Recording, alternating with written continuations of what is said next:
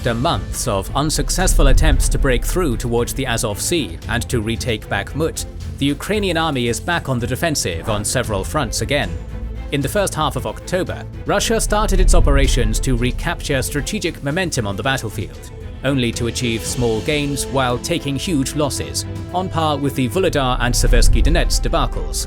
All this was happening against the background of yet another significant escalation in the Middle East, which has the potential to impact the war in Ukraine. Welcome to another update on the war in Ukraine.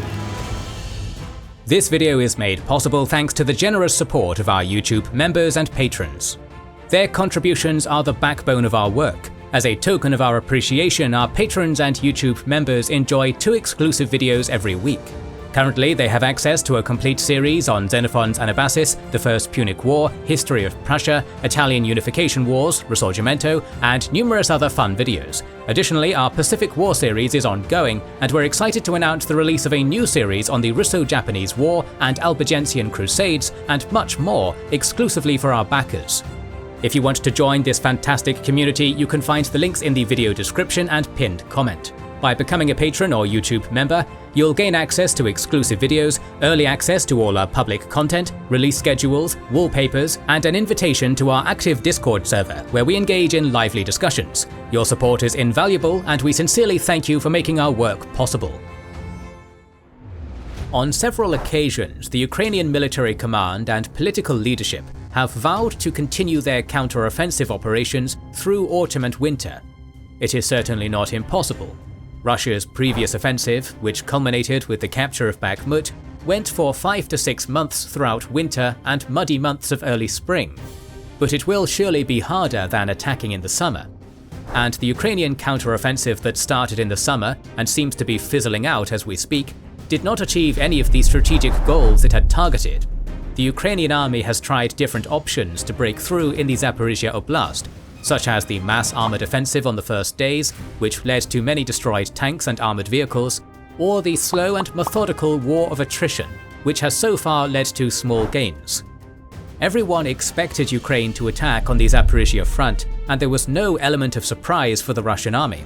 It is incredibly difficult to have the element of surprise in this war, in which drones detect almost any notable enemy movement and massing of forces for a ground assault. As stated over and over again, Russian minefields and fortifications have been another decisive factor so far. There has been much focus on the Surovikin lines and the success of the Ukrainian army in going through the first one, but Russia has created defensive positions in almost every tree line, every ruin, every place that can offer some kind of cover. Moreover, Russian soldiers did not crumble as they did during the Kharkiv counteroffensive. Hence, since the liberation of Robotyne in late August, the AFU has not been able to retake any other settlement in the Zaporizhzhia oblast. The Russian army has continued its tactic of active defense, as they have been counterattacking positions that have been recently lost to Ukrainians. To summarize, at this point, not much indicates that the Ukrainian army will be able to achieve a decisive breakthrough on the Zaporizhzhia front in the upcoming months, despite the best efforts of the Ukrainian soldiers. Events from the Zaporizhzhia front from the first half of October did not do much to change this opinion. On October 9th, several Russian and Ukrainian soldiers reported that the Russian 64th Motor Rifle Brigade made gains in the Marfapil-Chavona area near Hulyapole. There have also been reports about successful Russian counterattacks near Verbova. Still, the AFU continued expanding its Robotyne salient towards Verbova, Kopani, and Novopokropivka in this period. Still, there have been no reports of Ukrainian progress in the Velika Novosilka axis for the past several weeks. The status quo persists along the river Dnipro as well. Most of the reports from this front come from Russian sources, which claim that the Ukrainians continued raiding islands in the Dnipro delta as heavy artillery battles continued. They also claim that Ukraine is preparing to conduct an offensive on the left bank of the Dnipro and is deploying new units to this front for this purpose. Russian sources have been claiming this for a while, but the absence of a workable bridgehead for Ukraine on the left bank makes this scenario very unlikely. The Russian army has also reactivated its offensive operations on the North Luhansk front. The Russians have destroyed several bridges on the Oskil River in the Kupiansk section of the front, aiming to disrupt Ukrainian logistics. In this period, the Russian army has been attacking Sinkivka, Makiivka, Olyanska, Nevska and Serebryansky Forest and has made little progress in each case. Donbas is back to being the hottest front of this war. The AFU is still trying to gain ground in the south of Bakhmut, while the Russians are regularly conducting counterattacks to recapture their lost positions. Some of these counterattacks, like in the Klishchiivka sector, were extremely unsuccessful, and according to several Russian military bloggers, the Russian commander of the Bakhmut section, Lieutenant General Andrei Shichovy, was dismissed for that. In the north, they have been a bit more successful, as the Russians have made minor gains near Bakhmut, while the Ukrainian army has not made any meaningful progress there in the past several weeks. The Ukrainian army has gained some ground along the railway north of Klishchiivka, and according to some Russian sources, even gained a foothold on the east of the railway. But overall, ever since the liberation of Klishchiivka and the adjacent heights, the Ukrainian progress around Bakhmut has largely stalled as well. Arguably the most notable event on the battlefield in this period was the massive assault of the Russian army in the Avdiivka section on October 10th.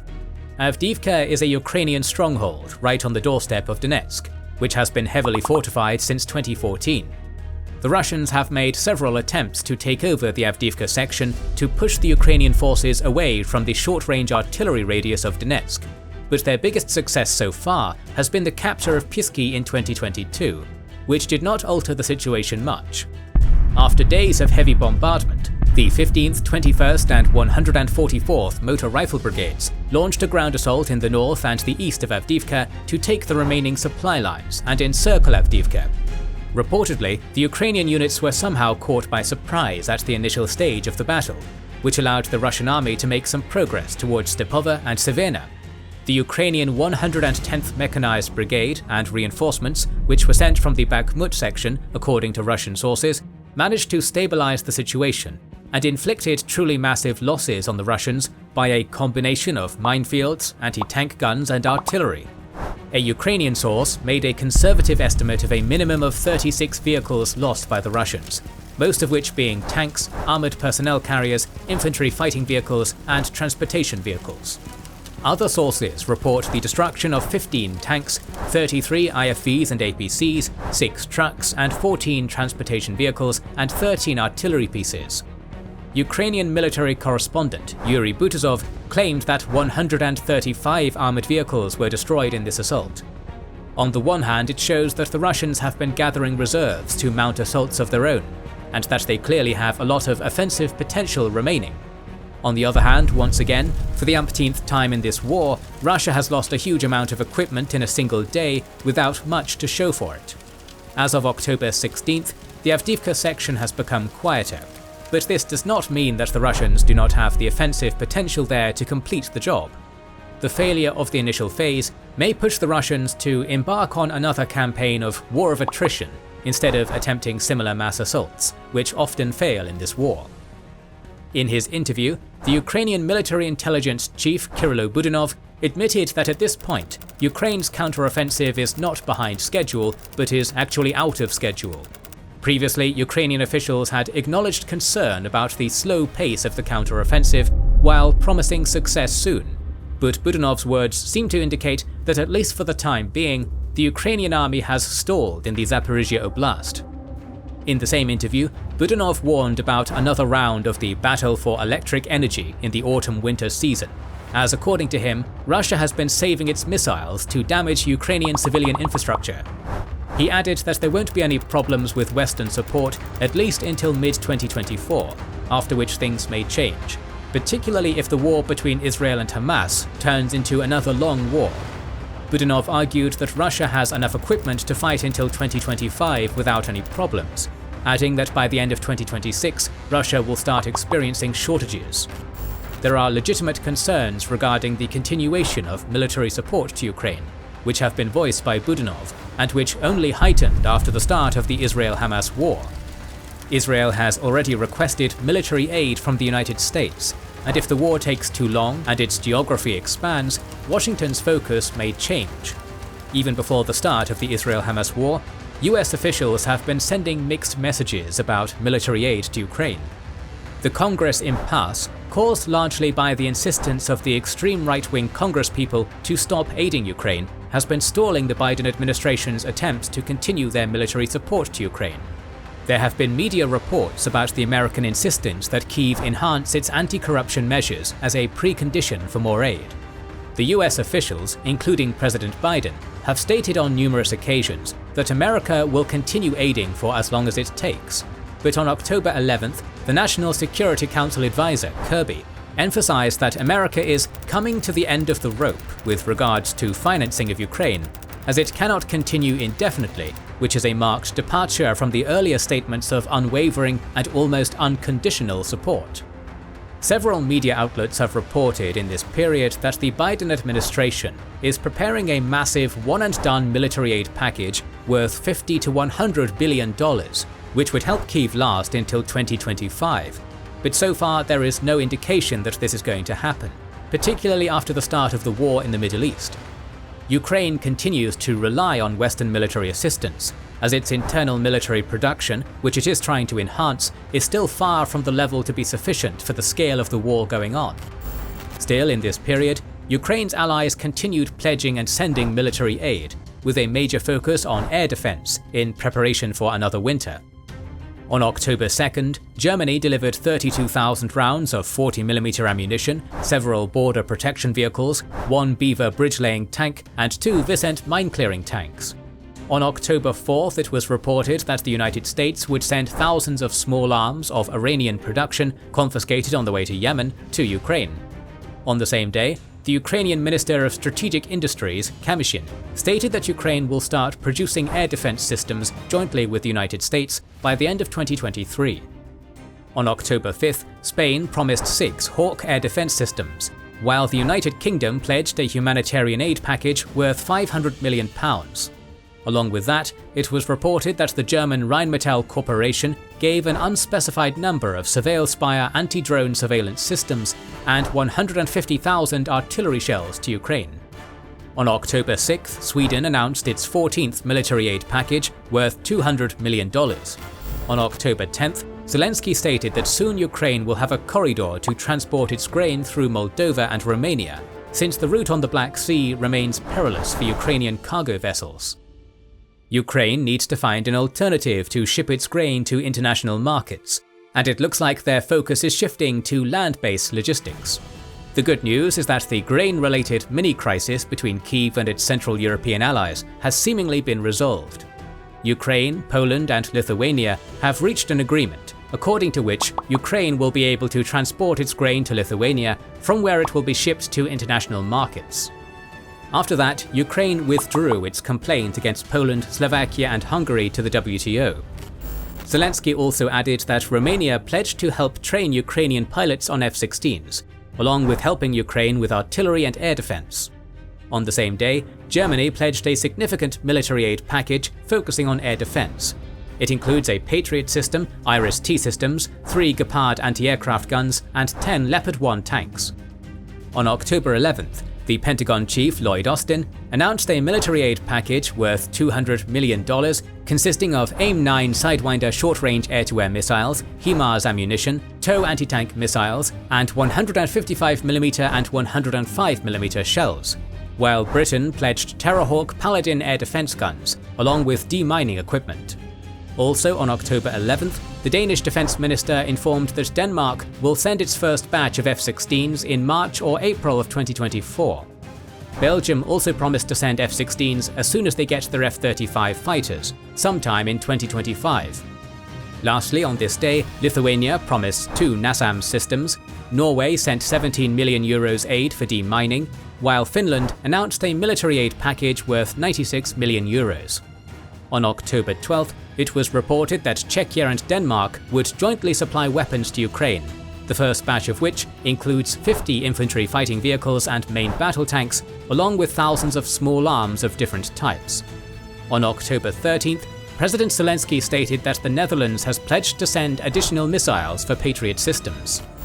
There is much less to say about foreign military support to Russia, simply because there are fewer countries ready to provide weapons to Moscow, and when they do not announce it. There have been several media reports about the use of the Iranian-made 122mm rockets for Grad MLRS. Also, as predicted in connection with Putin's meeting with Kim, North Korea has apparently started sending weapons to Russia in exchange for sophisticated Russian military technology. The White House claims that more than 1,000 containers with weapons were shipped from North Korea to Russia between September 7th and October 1st. The war in Ukraine has seemingly reached the stage of a battle of wills. The only way to carry out successful offensive operations is by attriting your foe to the point when they cannot defend anymore. The capability to keep deploying soldiers, weapons, and equipment to the battlefield, and maintaining economic and political stability at home longer than the other side, has always been key to success in this war, but it will arguably become even more crucial in the upcoming months. Russia's Avdiivka offensive demonstrates that despite its high equipment losses, it still has significant offensive potential. The bad news for the Kremlin is that their production does not cover for the losses.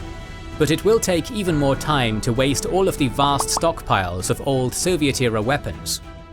Ukraine's reliance on Western support means that they will be hoping for a short war between Israel and Hamas, and for election victories of Ukraine-friendly political forces in the most powerful allied countries. One may assume that Ukraine will continue getting military aid at least until a few months after the delivery of F-16s, since Western allies would likely want to give another chance to Kyiv to see if the F-16s change the situation on the battlefield. For now, let's look at the visually confirmed losses of equipment suffered by both sides, brought to you by the Oryx blog. As of October 16th, Russia has lost at least 2,389 tanks, 4,844 vehicles, 253 command posts and communication stations, 990 artillery systems and vehicles, 289 multiple rocket launchers, 93 aircraft, 106 helicopters, and 313 drones. Ukraine has lost at least 664 tanks, 2,099 vehicles, 17 command posts and communication stations, 414 artillery systems and vehicles, 50 multiple rocket launchers, 77 aircraft, 36 helicopters, and 208 drones. More videos on the Russian invasion of Ukraine are on the way, so make sure you are subscribed and have pressed the bell button. Please consider liking, subscribing, commenting, and sharing. It helps immensely. Recently, we have started releasing weekly Patreon and YouTube member-exclusive content. Consider joining their ranks via the link in the description or button under the video to watch these weekly videos, learn about our schedule, get early access to our videos, access our private Discord, and much more. This is the Kings and Generals channel, and we will catch you on the next one.